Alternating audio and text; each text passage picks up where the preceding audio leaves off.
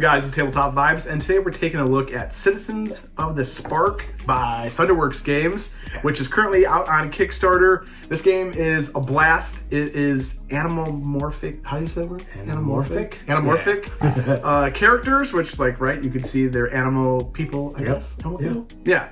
And essentially, you're in this Utopia. And the transmission has happen and enlightened everybody, and now your animals have thoughts and abilities to be able to run a city, try to be a mayor, and not have and escape the massive cataclysmic devastation that's about to happen. That's right. And so essentially in this game you are drafting cards and you are doing a little bit of set collection and engine building.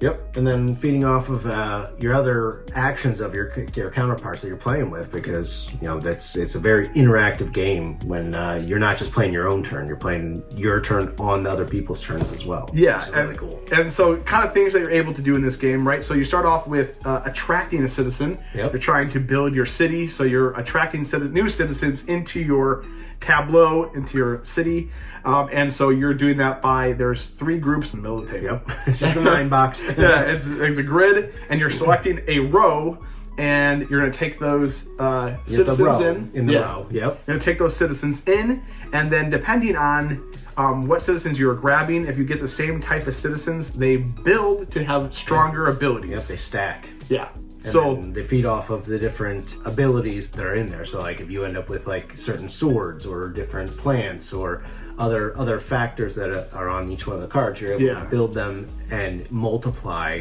the number of crystals that you end up with. You're trying to, the end game goal is after the deck runs out that you construct before the beginning of the game, depending on how many players. And if you want to do first beginner game, you want more player interaction, you want to do more conversions, there's a way to convert citizens to your side. There's a bunch of different variants that you can set up and stack your decks with certain amount of characters and different types of characters. There's literally there's a lot of characters that you can play. But you're going to take 10 of each character and put them into a deck. There is a rule of specialty characters that have more power or more detriments. Yeah, they have a line underneath it. Yep. Like the advisor. This is the one in our game that really. The advisor. Well, I'm not gonna lie to you. I won. He dominated with the advisor. The advisor needs to be stopped if you're going against it. Yeah, you definitely need to diversify. Try not to focus heavy, because you need to watch what your partner's doing and make sure they don't get all of them. Yes. So essentially, a lot of everything in this game bases off the power of 3. If you have 1 card, 2 cards, or 3 cards, you're gaining a certain amount of spark. Spark is what you need to win the game. Whoever has the most spark at the end of the game wins it, saves their city, and you continue on in your awesome Utopia. Yep. The cool thing about the advisor was that if I had 3 advisors strength level, I could take 20 spark. Right off the bat. But the cool part about this game, though, is every time you activate, because you're going to activate what character you want to use, when you're done activating it, it gets discarded, the 1. So if I have 3, I use 1, now I have 2 left. Yep. But the cool part is if I take the advisor action and Eric has an advisor, I can block him. he can follow. I can reuse them. Reuse it and follow the action, and then he would have to discard his as well, which makes a really cool concept of the game, because you can now play and gain spark and do actions outside of your own turn. Exactly. So following that whole idea of getting 3 of them, if I happen to have 3 advisors, he had 3 advisors, he enabled it, I could follow suit, he could get 20 sparks, I could get 20 sparks. Right, and then we both discard our advisor, and then goes to the next person. We restock the citizen pool. Yeah, the 9 box. Three rows. You put out new 3 citizens come out to explore all of everyone's cities, and then the next person will go. You do put a spark cube out to help have an advantage to be able to take a row that hasn't been used, because there are also cards that are detrimental. We had the outcast. Outcast, that's right. The dude is awful. Yeah, if you have too many of them at the end of the game, you end up losing massive amounts of points. For every 2 characters or 2 citizens in your city, based off of how many outcasts you have, I think it goes 1, 3, 5 or something like that. You're going to lose 5 points per every 2 citizens you have. Yep. So when the outcast popped up in a row, we kept ignoring it. But as you ended up with 5, 6 sparks in it, then you're all right, maybe I'll take that row. Yeah, the later games we changed up all of our strategy to be way better than we played the first time, and I did not get to use the advisor like I did the first game either. And there's just a lot of characters. There's advisor, there's warrior, there's the champion, and there's also like the scientist too, who's able to scientist is super cool. Allow you to discard a card from your hand as a bonus. So like if you happen to collect that outcast, boom, he gone. And you saved yourself end game points. Exactly. And so there's a lot of manipulation as well, a lot of player interaction, because like Eric was saying, there's some cards that, like, based on how many swords that my neighbor has. That's what I was trying to do. Yeah, you were playing that playing the champion game. And then he never built swords. I was like, not going to do that at all. Well, there's like a book. There's the champion that plays off of the people to the left and right of your neighbor, however many swords they have. There's also the warrior, and you have to have more swords than both your neighbors or either neighbor to get massive 14 points. And this is all again based on this whole leveling up tier aspect. So if you have one of them, its strength is 1. If you have 3, so on. And then you can also the agitator. He's like a lizard dude or something. He looks like Chameleon from Mortal Kombat. Maybe a snake or something.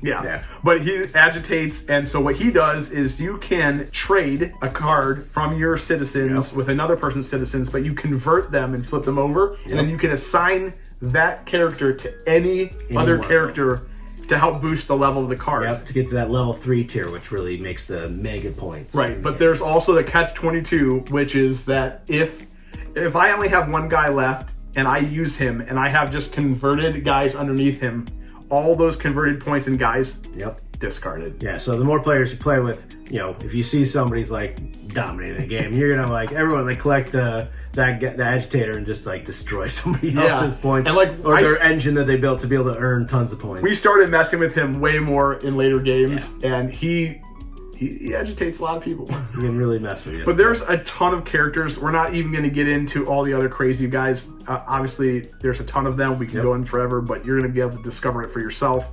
I'll throw up a bunch of different pictures and show off the cool art. Replayability is high on this one because there's so many cards. And it's fast. I did like that fact. It's quick. You can literally play this. I think we played in like 45 minutes. Roughly. Like after you get down what to do, like everybody's just going and playing just churns real quick. So it's definitely a blast. The art's cool. One of the biggest things, like especially in the early games we played, we kept forgetting that you can continuously play off of the person's turn. Yes, you can always follow somebody always if remember you have that character. Very important to it literally is like the biggest aspect of this game, in my opinion, is the comboing off following action, taking it. It's not really for free, but it's to being able to take an action outside of your own turn, so that when it comes back around again, you can take your own action. When you collect your row, read ahead what everybody else is playing. Because and diversifying your citizens helps. Yes, you want to have strength in citizens, but diversifying means that you can take those actions when people tap. So again, there's so much cool strategy. It's like easy at its concept, where like it's easy to understand and play. You do have to kind of understand the cards, and once you get the card feeling down, you're good to go. And then everything else you just plug and play with all the other different cool characters, and you can make it harder. And there's a solo game. Solo game. I haven't tapped into that. We didn't try to solo play yet. No, we did a lot. We play with people because it's way more fun that way. But if solo game is for you, then hey, go for it. Run, it's awesome. There's a lot of cool things in it. Yeah, so replayability is high, super fun. It's great. Thunderworks did it again. It's already at Kickstarter, like I mentioned earlier, so definitely check it out. We're Tabletop Vibes. Like, subscribe, and comment on your favorite animal. Mine is a tiger. I still like the crocodile. Yeah? Nice. Champion. We're Tabletop Vibes. We'll check you next time. Ciao.